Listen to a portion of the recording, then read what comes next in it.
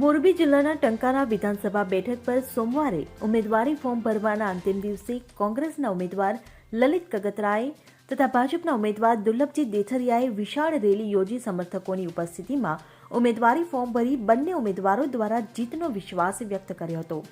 ત્યારે હવે ટંકારા બેઠક પર ભાજપના ફોર્મમાં ભૂલ હોવાનો આક્ષેપ કોંગી નેતા લલિત કગથરા દ્વારા કરવામાં આવ્યો છે। લલિત કગથરાના જણાવ્યા અનુસાર ફોર્મમાં એક પણ જગ્યા ખાલી છોડવાની ના હોય કે ડેશ પણ કરવાનું નથી હોતું, છતાં પણ ભાજપના બંને ફોર્મમાં ડેશ કરવામાં આવ્યું છે, જેથી આ ફોર્મ રદ થવા પાત્ર હોવાનો તેમણે દાવો કર્યો હતો અને આ બાબતે ચૂંટણી પંચને પણ રજૂઆત કરી હોવાનું મીડિયાને જણાવ્યું હતું। જે મામલે ટંકારા ચૂંટણી અધિકારી ડીસી પરમારે કરેલા હુકમમાં જણાવ્યું હતું કે કોંગ્રેસ ઉમેદવાર લલિત કગથરા તરફથી ભાજપના ઉમેદવાર દુર્લભજીભાઈ દેથરિયાના રજૂ થયેલ ફોર્મ બાબતે નમૂના નંબર 26ના રજૂ થયેલ સોગંદનામામાં રહેલ ક્ષતિઓ બાબતે લેખિત વાંધા રજૂ કરવામાં આવ્યા હતા।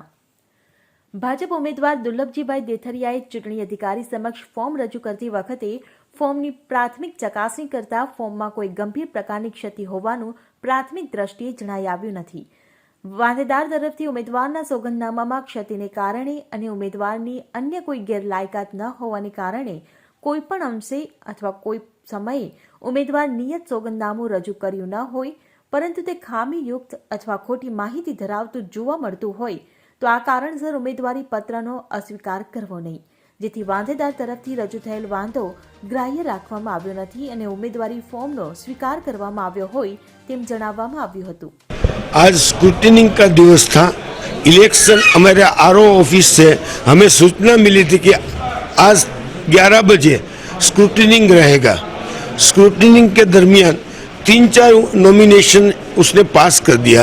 जब भारतीय जनता पार्टी का कैंडिडेट दुर्लभजी भाई देथरिया का उम्मीदवारी पत्र आया तब मैंने उसमें वांधा मतलब कि उसमें ऑब्जेक्शन लिया था कि इस फॉर्म के अंदर जो चुनाव पंच की गाइडलाइन है कि आप जो सौगंदनामा करता है उसमें कोई भी कॉलम, कोई भी ब्लैंक नहीं छोड़ सकते या उसमें लिखना पड़ता है, डैश करना पड़ता नहीं कर सकते, नॉट एप्लीकेबल और लागू नहीं पड़ता ऐसा कुछ लिखना पड़ेगा या नील लिखना पड़ेगा।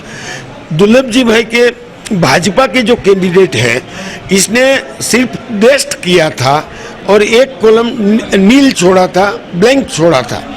तो सुप्रीम कोर्ट इस गाइडलाइन में है कि ये उम्मीदवारी पत्र रद्द होगा।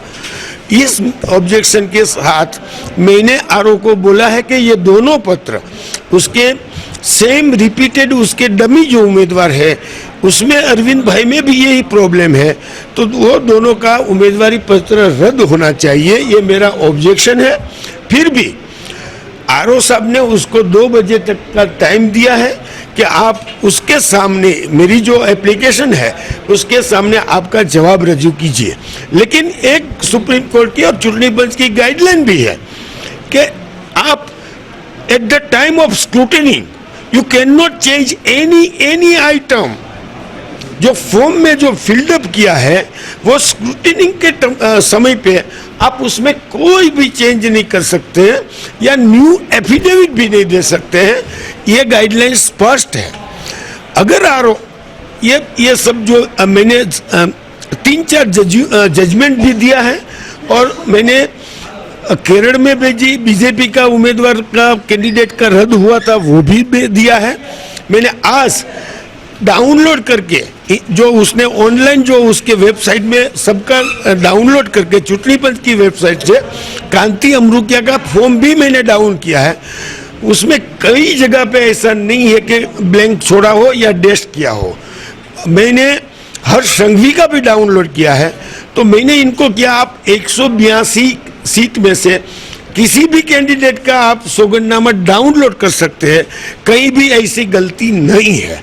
तो ये गलती है वो उम्मीदवारी पत्र रद्द करने के काबिल है। इसलिए मैंने आरओ से रिक्वेस्ट किया है कि भाजपा का उम्मीदवार और उसका डमी उम्मीदवार दोनों का उम्मीदवारी पत्र रद्द होना ही चाहिए। नहीं, कांग्रेस का राइटिंग में जो हमें उनका ऑब्जेक्शन आया था उसके बारे में हमें as per RO book handbook के हिसाब से हमने उन्हें राइटिंग में ही उनको प्रत्युत्तर दे दिया गया है।